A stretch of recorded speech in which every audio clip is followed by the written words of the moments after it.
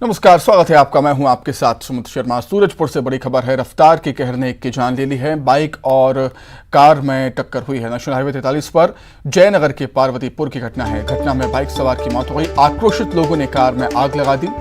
शुक्रवार रात की घटना बताई जा रही है। तो सूरजपुर में नेशनल हाईवे पर दर्दनाक हादसा हुआ। रफ्तार के कहर ने एक की जान ले ली। बाइक और कार में भीषण टक्कर हुई। नेशनल हाईवे 43 पर जयनगर के पार्वतीपुर की यह घटना में बाइक सवार की मौत हो गई है और आक्रोशित लोगों ने कार को आग के हवाले कर दिया। ये तस्वीरें आप देख सकते हैं किस तरीके से कार में आग लगाई है लोगों ने। कल रात की ये घटना बताई जा रही है। घटना की सूचना के बाद मौके पर पुलिस पहुंचती है, फायर ब्रिगेड को बुलाया जाता है और आग बुझाई जाती है। सूरजपुर में नेशनल हाईवे 43 पर जयनगर के पार्वतीपुर की यह घटना, जहां पर बाइक और कार में टक्कर हो गई।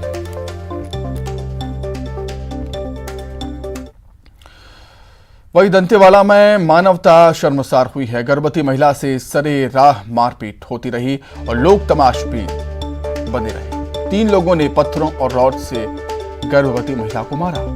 8 महीने की गर्भवती है पीड़ित महिला। मामा ने अपनी बहन और भांजी को पीटा। किरंदुल थाना क्षेत्र का यह पूरा मामला। दंतेवाड़ा में मानवता शर्मसार हुई। गर्भवती महिला से सरेराह मारपीट होती रही और लोग तमाशबीन बने रहे। लोग इस मारपीट को देखते रहे। किसी ने महिला को बचाने की जहमत तक नहीं उठाई, कोशिश तक नहीं की। 3 लोगों ने पत्थरों और रॉड से महिला को मारा है। महिला 8 महीने की गर्भवती बताई जा रही है। मामा ने अपनी बहन और भांजी को पीटा। किरंदुल थाना क्षेत्र का ये पूरा मामला।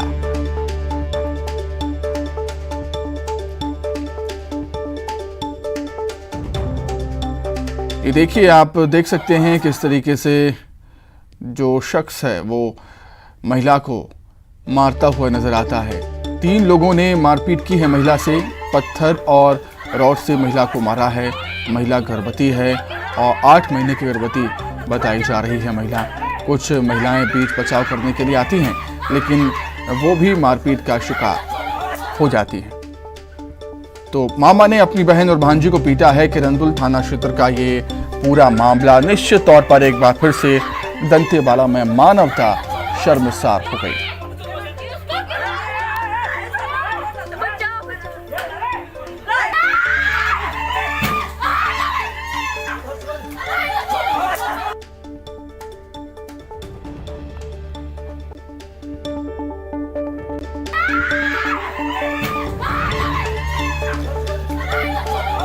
दंतेवाड़ा का ये मामला है, किरंदुल थाना क्षेत्र का, जहां पर गर्भवती महिला को सरेराह पीटा गया। सरेआम उससे मारपीट होती रही और वहां पर मौजूद लोग तमाशबीन बने रहे।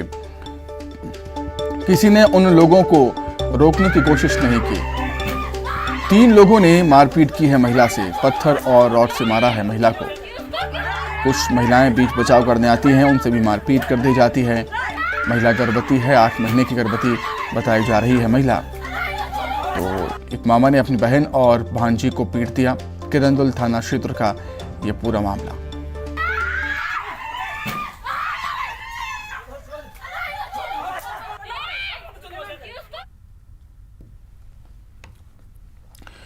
वहीं आज सीएम भूपेश बघेल 2 जिलों का शुभारंभ करने वाले हैं। खैरागढ़, चुईखदान, गंडई के अलावा सीएम सारंगढ़, बिलाईगढ़ जिले का शुभारंभ करेंगे। दोनों जिलों के लिए नए एसपी कलेक्टर के नाम का ऐलान भी कर दिया गया है। सीएम दोनों जिलों को 931 करोड़ 37 लाख की सौगात भी देंगे। इसके अलावा 512 करोड़ 29 लाख के विकास कार्यों का भूमि पूजन भी किया जाएगा। इससे पहले कल सीएम भूपेश बघेल ने भव्य कार्यक्रम में मोहला, मानपुर, अंबागढ़ चौकी जिले की सौगात दी।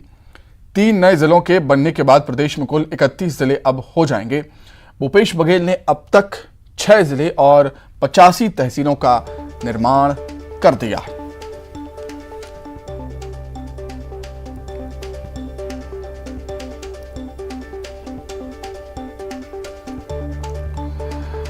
तो सीएम भूपेश बघेल आज 2 जिलों का शुभारंभ करने वाले हैं। खैरागढ़, चुईखदान, गडई के अलावा सारंगढ़, बिलाईगढ़ जिले का शुभारंभ सीएम भूपेश बघेल करेंगे।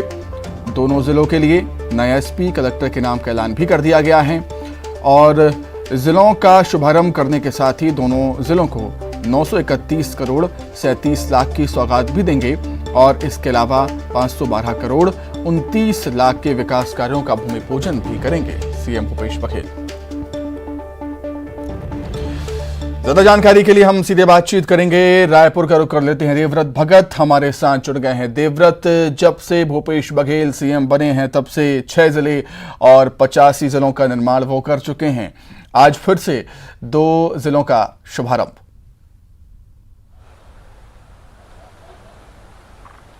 जी बिल्कुल, 2 जिलों का शुभारंभ होने जा रहा है और छत्तीसगढ़ के नक्शे पर अब 29 की जगह ये कहा जाए कि कल एक नया जिला बना है और अब 31 जिले होंगे। तो कुल मिलाकर के ये कहा जा सकता है कि जो नए जिलों का गठन हुआ है उससे विकास के रफ्तार में तेजी आएगी, क्योंकि कल जो मोहला मानपुर और अंबागढ़ चौकी जो जिला बना वो राजनांदगांव से ही अलग होकर के ये जिला बनाया गया और राजनांदगांव जिले से ही अलग होकर के खैरागढ़, गंडई और छुईखदान को जिला बनाया जा रहा है। रही बात सारंगढ़ और बिलाईगढ़ की, तो ये अलग से एक पृथक जिला यहाँ पर बनाया गया है। राज्य का निर्माण हुआ था उस वक्त प्रदेश में केवल 16 ही जिले थे और अब 15 और नए जिले जुड़ गए हैं। कुल मिलाकर के 31 जिले इस वक्त छत्तीसगढ़ के मानचित्र पर दिखाई देंगे। तो कुल मिलाकर के वो ये ऐसे इलाके हैं जो कि अभी तक के आदिवासी बहुल क्षेत्रों में आते हैं और साथ ही साथ मध्य प्रदेश का बॉर्डर भी जो है वो खैरागढ़ जिले को कहा जाता है। तो अब ऐसी स्थिति में, क्योंकि पिछले बार जब उपचुनाव हुए थे तब ये वादा किया गया था कांग्रेस की तरफ से कि खैरागढ़ को जिला बनाया जाएगा और फिर खैरागढ़, छुईखदान और गंडई ये तीनों को मिलाकर के एक नए जिले का यहाँ पर निर्माण किया जा रहा है। तो कुल मिलाकर के एक बड़ी सौगात यहाँ पर रहने वाले लोगों को मिल जाएगी, क्योंकि विकास की गति भी बढ़ेगी और साथ ही साथ जो शासन प्रशासन से जो दूरी है वो दूरी एक तरह से कम होगी। तो निश्चित तौर पे बड़ा फायदा यहाँ पर लोगों को मिलने वाला है। दूसरी तरफ इसे सियासी दांव की तरफ भी देखा जा रहा है, क्योंकि अगले साल चुनाव है, चुनावी साल है और उसके ठीक पहले ही ये जिले अस्तित्व में आ रहे हैं। लिहाजा ये माना जा सकता है कि आने वाले दिनों में इसका पूरा फायदा लेने की जो कोशिश है वो कांग्रेस की तरफ से होगी और इसका वाकई कितना फायदा मिलेगा ये तो 2023 के चुनाव बताएंगे। लेकिन इतना जरूर है कि यहाँ के लोगों को एक तरह से बड़ी सौगात मिल रही है और यहाँ रहने वालों के लिए अब नया जिला भी होगा, उनका अपना जिला होगा और ऐसे में उनकी जो समस्याएं हैं वो सीधे जिला मुख्यालय से सुनी जाएंगी और समस्याएं दूर भी हो सकेंगी। जी ठीक बात, बहुत धन्यवाद आपका देवव्रत, जुड़ने के लिए, तमाम बातचीत करें। आगे बढ़ेंगे। रायपुर से खबर, झारखंड विधायकों के खिलाफ बीजेपी ने प्रदर्शन किया। बीजेपी के प्रदर्शन पर बोले हैं सीएम भूपेश बघेल, कहा है लोकतंत्र पर बीजेपी को विश्वास नहीं। झारखंड के विधायकों का छत्तीसगढ़ में स्वागत है। मुझे शुभ चिंतकों से मिली खबर कि बहुत जल्द ही छत्तीसगढ़ में ईडी और आईटी का छापा पड़ेगा, ये भी कहा है सीएम भूपेश बघेल ने। और आगे वो कहते हैं कि लोकतंत्र को बचाने के लिए झारखंड सरकार की मदद हम करेंगे और लोकतंत्र के लिए ये बहुत जरूरी है।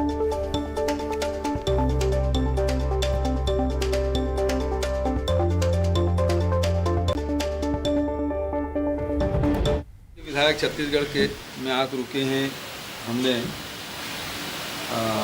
उसका स्वागत किया है और अब भारतीय जनता पार्टी उसका प्रदर्शन भी कर रहे हैं, विरोध भी कर रहे हैं और मेरे शुभचिंतकों ने मुझे बताया है कि बहुत जल्दी ईडी आईटी का छापा पड़ने वाला है, क्योंकि हम झारखंड के विधायकों के यहाँ रोके हैं। लोकतंत्र को बचाने के लिए हमने थोड़ी सी भूमिका, वो तो आए हैं, उनका वो कहीं भी जा सकते थे लेकिन छत्तीसगढ़ आए। मैं जानता था कि यहाँ रखवाऊँगा तो मेरे यहाँ छत्तीसगढ़ में ईडी आईटी ये छापे पड़ेंगे, लेकिन फिर भी लोकतंत्र के लिए बेहद ज़रूरी है।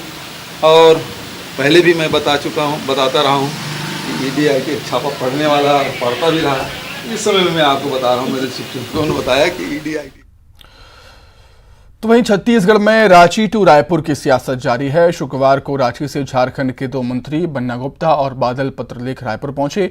एयरपोर्ट पर उन्होंने कहा कि 5 तारीख को झारखंड विधानसभा का विशेष सत्र है। विशेष सत्र में शामिल होने के लिए सभी विधायक जाएंगे। दोनों मंत्री विधायकों को लेकर रायपुर से रांची जाएंगे। न्यूज 18 से बात करते हुए दोनों मंत्रियों ने कहा कि झारखंड के लोग लड़ने वाले लोग हैं। अब हर उस शख्स के खिलाफ जो लोकतंत्र के खिलाफ है। उन्होंने कहा कि झारखंड और छत्तीसगढ़ के बीच मां और मौसी का रिश्ता है।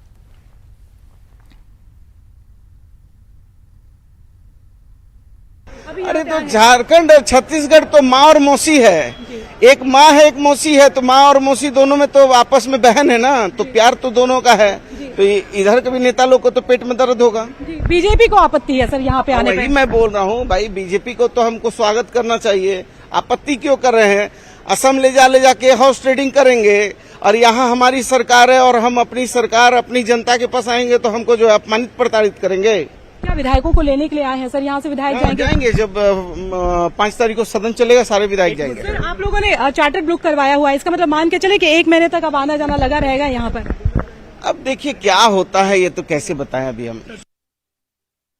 जो बातें चुनाव के दरमियान मैनिफेस्टो के माध्यम से जनता को कही थी, उन बातों का अंश आपको आने वाले दिनों में दिखेगा। हॉर्स ट्रेडिंग का डर है सर, हॉर्स ट्रेडिंग का डर है। हॉर्स ट्रेडिंग का डर है। हम लोग सब अनुशासित हैं और हम लोग एकदम बिल्कुल जनता के काम से मतलब रखते हैं। प्लान का आगाज है मतलब। अच्छा ठीक। आप देखते जाइए कैसे जन भावना से, जन संवेदना से माननीय मुख्यमंत्री जी काम कर रहे हैं।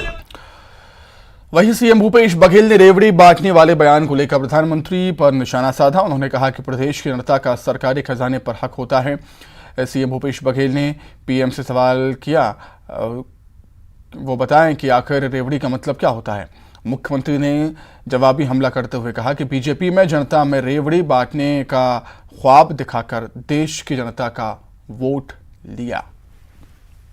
क्या किसानों को राजीव गांधी किसान न्याय योजना के तहत राशि दे रहे हैं, उसे रेवड़ी समझ रहे हैं?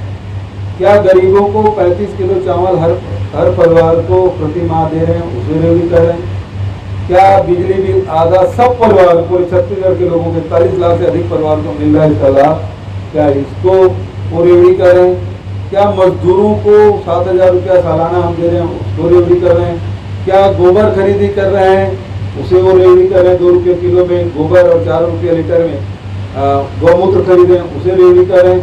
ये या फ्री में हम लोगों को इलाज करा रहे हैं, उसको रेवड़ी कर रहे हैं? क्या मुफ्त में स्वामी आत्मानंद अंग्रेजी स्कूल बच्चों को दे रहे हैं, गरीब परिवार को, मध्यम गरीब सबको इसका लाभ उठा रहे हैं, इसे रेवड़ी करें? पहले ये बताएं ये रेवड़ी है क्या? और रेवड़ी तो वो है कि आपको ये रेवड़ी बांटने की बात कर रहे हैं, वो तो रेवड़ी दिखा कर आपसे वोट ले लिए। वहीं कवर्धा में बारिश ने भ्रष्टाचार की पोल खोल दी। बारिश में बह गया भ्रष्टाचार की दीवार। 40 लाख की लागत से बनी थी रिटर्निंग वॉल। सकरी नदी में कटाव रोकने के लिए ये दीवार बनाई गई थी। दोषियों पर कार्रवाई की मांग की जा रही है। बोडला ब्लॉक की ग्राम पंचायत चिखली का मामला। पंचायत के चिखली गांव में, जहां पे गांव के जो बाहर है आउटर में सकरी नदी पर जो है रिटर्निंग वाल का निर्माण किया गया था। करीब 40 लाख रुपए की लागत से इस रिटर्निंग वाल का निर्माण किया गया था, लेकिन इसमें शुरुआत से ही लापरवाही बरती गई और निर्माण में पूरी भ्रष्टाचार के चलते आज ये दीवार पूरी तरह से ढह गई। आप देख सकते हैं कि जगह जगह से दरारें पड़ चुकी हैं। आधे से ज़्यादा हिस्सा जो है वो बह चुका है और इसकी प्रमुख वजह है भ्रष्टाचार की भेंट जो है 40 लाख रुपये की दीवार जो है वो चढ़ चुकी है। इसमें सरपंच के द्वारा जो है निर्माण एजेंसी थी, सरपंच ने ही इसका निर्माण कराया था और निर्माण में गुणवत्ताहीन सामग्री को करने के चलते जो आज ये जो रिटर्निंग वाल है वह पूरी तरह से बह चुका है। और इसमें जो बारिश है उसकी पहली जो बाढ़ आई थी उसी में जो है ये पूरी तरह से धराशायी हो गया। अब देखने वाली बात होगी इसमें किस तरह से जांच हो पाती है और जिम्मेदारों पर कार्रवाई हो पाती है। मनीष मिश्रा, न्यूज़ 18 कवर्धा, छत्तीसगढ़। धमतरी के अमलीपारा के जंगल में मिली महिला की लाश के मामले का पुलिस ने खुलासा कर दिया है और केरे गांव पुलिस ने मृतका के पति को हत्या के आरोप में गिरफ्तार कर लिया। बताया जा रहा है कि महिला का पति शराब पीने का आदी था, जिसका उसकी पत्नी विरोध करती थी। इसको लेकर पति पत्नी के बीच अक्सर विवाद होता रहता था, जिससे परेशान होकर शराबी पति ने अपनी पत्नी को हमेशा के लिए रास्ते से हटाने की योजना बनाई और पत्नी को बहला फुसला कर जंगल में ले गया, जहाँ उसने उसकी गमछे से गला घोंट कर हत्या कर दी। महिला की पहचान सूरमा मंडावी, पति टोमन लाल मंडावी 25 वर्ष इस रूप में की गई। और फिर इसमें हमने आगे इसका पीएम कराया बॉडी का। पीएम में भी स्ट्रैंगुलेशन आया था। उसके बाद इसमें एफआईआर ली गई और इसमें मृतिका का जो पति है वो घटना दिनांक से ही फरार था, तो हमारा पूरा संदेह उसी पर गया और जब आरोपी को बुलाकर पूछताछ की गई तो उसने घटना अपराध को स्वीकार किया है। 100 बेड वाला बालोद जिला अस्पताल में 100 बिस्तर वाले मातृ शिशु अस्पताल में डॉक्टरों की भारी कमी है, जिसकी वजह से जिले में सैकड़ों किलोमीटर से चलकर आने वाले मरीजों को मजबूरन निजी अस्पतालों में इलाज करवाना पड़ रहा है। जिला अस्पताल में ऑपरेशन थिएटर से लेकर तमाम तरह की सुविधाएं हैं, लेकिन डॉक्टर नहीं होने की वजह से इनका संचालन नहीं हो पा रहा। जिला चिकित्सालय बालोद में विशेषज्ञ डॉक्टरों की कमी है, जिसमें विशेषज्ञ डॉक्टर में गायनेकोलॉजिस्ट, मेडिकल स्पेशलिस्ट और निश्चेतना विभाग के स्पेशलिस्ट की कमी है, जिसकी मांग की गई है राज्य शासन से और बहुत जल्दी ही हमको डॉक्टर मिल जाएंगे। सरगुजा कलेक्टर कुंदन कुमार और एसपी भावना गुप्ता ने बतौली विकासखंड के शांतिपुरा स्थित आत्मानंद स्कूल का औचक निरीक्षण किया और इस दौरान कलेक्टर ने अधिकारियों को अधूरे काम को जल्द पूरा करने के निर्देश दिए। कलेक्टर एसपी ने आत्मानंद स्कूल का निरीक्षण किया और इस दौरान कलेक्टर ने लैब से लेकर क्लास संचालन की गुणवत्ता पर विशेष ध्यान देने के निर्देश दिए। जिस बतौली का इंस्पेक्शन किया, साथ में एसपी मैडम और सीओ जिला पंचायत और विभाग के तमाम अधिकारी थे। यहाँ पे कुछ काम स्वीकृत हुए हैं, अभी प्रगतिरत हैं, उनको जल्दी से जल्दी पूरा करने के निर्देश दिए हैं। और लैब और लेबोरेटरी जो हैं कुछ उसमें भी काम बचा हुआ है, उसमें भी अधिकारी को बोला गया है कि जल्दी से काम को कंप्लीट कर ले, जिससे कि लैब का काम हो जाए। और ओवरऑल जो है जो इंफ्रास्ट्रक्चर है उसके कुछ जैसे शेड की ज़रूरत है, तो शेड को मैंने उसका एस्टिमेट बनाने के। कवर्धा जिले के वनांचल ग्राम तरेगांव स्थित एकलव्य आवासीय विद्यालय में अव्यवस्थाओं का आलम है। बच्चों के बैठने के लिए उचित व्यवस्था नहीं है। स्कूल और हॉस्टल में मूलभूत सुविधाओं की कमी है। पीने के पानी की व्यवस्था भी नहीं। हॉस्टल की छत से प्लास्टर निकल रहा है। 450 छात्रों के लिए सिर्फ 9 शौचालय, जिसकी साफ सफाई भी नहीं होती। कुछ छात्रों के गर्देश छोटे हैं तो किसी के बड़े हैं। अव्यवस्थाओं से परेशान छात्रों ने 50 किलोमीटर दूर जिला मुख्यालय पहुंचकर कलेक्ट्रेट में शिकायत। और हमारे यहाँ प्लस प्रतिदिन गिरते जा रहे हैं हॉस्टल का, जिसमें कई बच्चों का सर भी फूट चुका है। अच्छा, और क्या समस्या है? और ये है कि हमारे जो स्कूल है वहाँ को एक भी बाथरूम नहीं चलता सर। हमें हॉस्टल आना पड़ता है और क्लास टीचर डांट खाना पड़ता है हमेशा। अच्छा, एक बूंद भी पानी नहीं, पीने के लिए भी हॉस्टल आना पड़ता है सर। अच्छा, स्कूल में नहीं है पानी? यस सर, हॉस्टल जाना पड़ता है। यस सर, बाथरूम भी हॉस्टल ही जाना पड़ता है। छात्रावास में 24 बाथरूम है, जिसमें लगभग 9 चलता है, 9 चालू है और 420 स्टूडेंट हैं। तो फिर उनमें भी बहुत समस्या होती है सर हमें, क्योंकि भाई 420 स्टूडेंट में 9 बाथरूम बहुत कम है सर हमारे लिए। क्या तरेगांव आवासीय एकलव्य आवासीय विद्यालय के बच्चे छात्रावास की कुछ समस्याओं के संबंध में यहाँ पर आए थे। उनका कहना है कि वहाँ पर खेल सामग्री वगैरह नहीं है, साथ ही छतों से पानी टपक रहा है, पीने की पानी भी नहीं आ रही है। तो उसके संबंध में मैंने एसी ट्राइबल को निर्देश दिया है कि कल स्वयं हॉस्टल में जाकर निरीक्षण करें। साथ ही साथ एसडीएम बोडला को भी मैंने निर्देशित किया है और दोनों कल जा। धमतरी नगर निगम ने अवैध कब्जाधारियों के खिलाफ अभियान चलाया और इस सिलसिले में इतवारी बाजार कॉम्प्लेक्स की दुकान का ताला तोड़कर निगम ने अपने कब्जे में ले लिया। साथ ही दुकान में रखे सामान को भी जब्त कर दिया।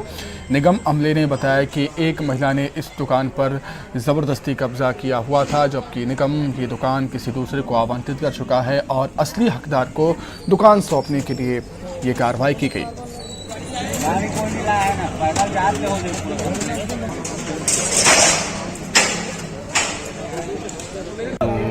दुर्गा महिलांगे के द्वारा कब्जा किया गया था दुकान को। इनके पहले भी इनको पूर्व में सूचना दी गई थी और अभी पूर्व में इनके दुकान को सील भी किया गया था, किंतु उसके पश्चात इनके द्वारा सील को तोड़कर पुनः दुकान को बलात् कब्जा किया गया।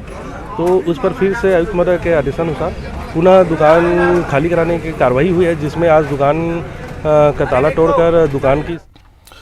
धमतरी के सिहावा में अज्ञात लोगों ने एक ठेकेदार की हत्या कर दी। ठेकेदार ज्योति प्रकाश साहू, जो पेशे से पेटी कॉन्ट्रैक्टर था, वो मोदे गांव का रहने वाला था। ज्योति प्रकाश की लाश शुक्रवार सुबह शीतला मंदिर के पास मिली। मृतक के चेहरे पर किसी धारदार हथियार से वार किया गया था। सिहावा थाना पुलिस ने शव का पोस्टमार्टम कर परिजनों को सौंप दिया है। मामले की जांच जारी।